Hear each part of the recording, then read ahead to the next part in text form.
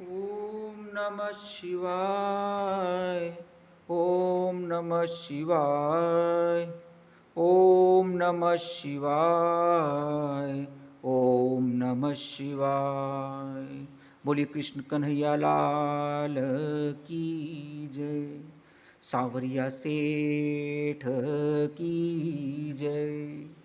रसेश्वर महादेव महाराज की जय। बोलो कृष्ण भगवान की जय। आज श्री श्री रसेश्वर महादेव जी महाराज के समक्ष एक और रोचक कथा कहने जा रहा हूँ, जिसके साक्षी स्वयं भोलेनाथ हैं। यह कथा है गोकुल की। जब गोकुल में भगवान कृष्ण बाल रूप में प्रकट हुए, बड़े हुए और जब रासलीला करने लगे, तो एक बार रासलीला में सभी जगहों से गोपियाँ एकत्रित हुईं रास करने के लिए। महाराज, उस रास की यह विशेषता थी कि वहाँ सिर्फ गोपियों को ही प्रवेश मिलता था।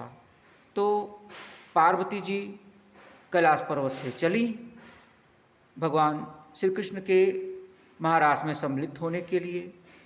जब यह बाबा भोलेनाथ ने सुना तो उन्होंने भी कहा कि पार्वती, सज धज कर कहाँ जा रही हो, मैं भी चलूँगा।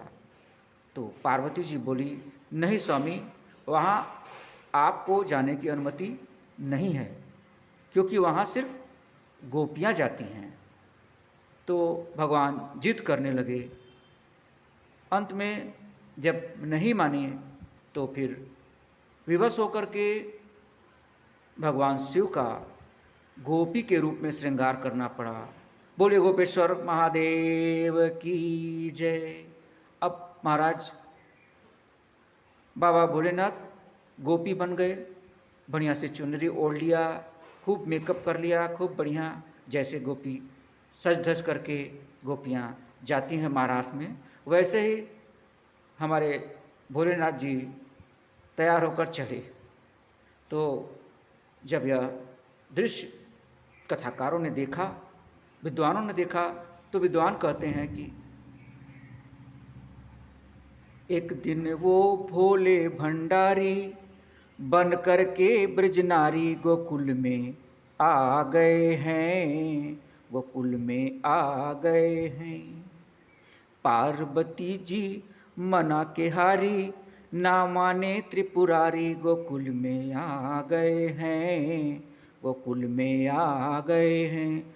तो महाराज, यह थी छोटी सी घटना, लीला कथा, जिसके साक्षी स्वयं श्री भोलेनाथ जी आशुतोष भगवान हैं। आज पुनः यह सुनाते हुए, कहते हुए अत्यंत रोमांचित हो रहा हूँ कि जिसके साक्षी, जिसकी उपस्थिति इस कथा में गोकुल में महारास में रही, आज मैं उसी भोलेनाथ को यह कथा सुना रहा हूँ। कितने हर्ष का विषय है, कितना सौभाग्यशाली यह जीवा है जो इसका वाचन कर रहा है।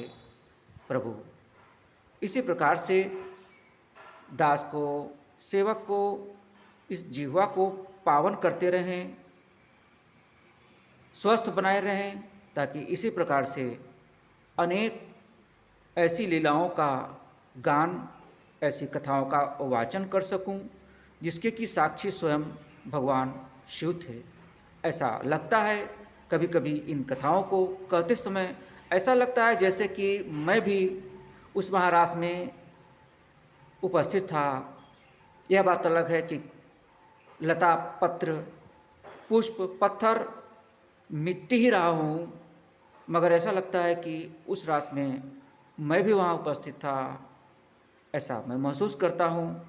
और यह सोच करके और भी रोमांच होता है कि उस रूप में यदि मिट्टी रहा होऊंगा तो बाबा भोलेनाथ का चरण मेरे ऊपर पड़ा होगा, लता पत्र होऊंगा तो भगवान की कृपा जरूर प्राप्त हुई होगी, भगवान का आशीर्वाद प्राप्त हुआ होगा। कहीं न कहीं, किसी न किसी माध्यम से, बहाने से प्रभु का स्पर्श हमें अवश्य मिला होगा। बड़ी कृपा है भोलेनाथ की। बोलिए बाबा विश्वनाथ की जय। ओम नमः शिवाय। ओम नमः शिवाय। जय जय श्री राधे। जय जय श्री राधे। जय जय श्री राधे।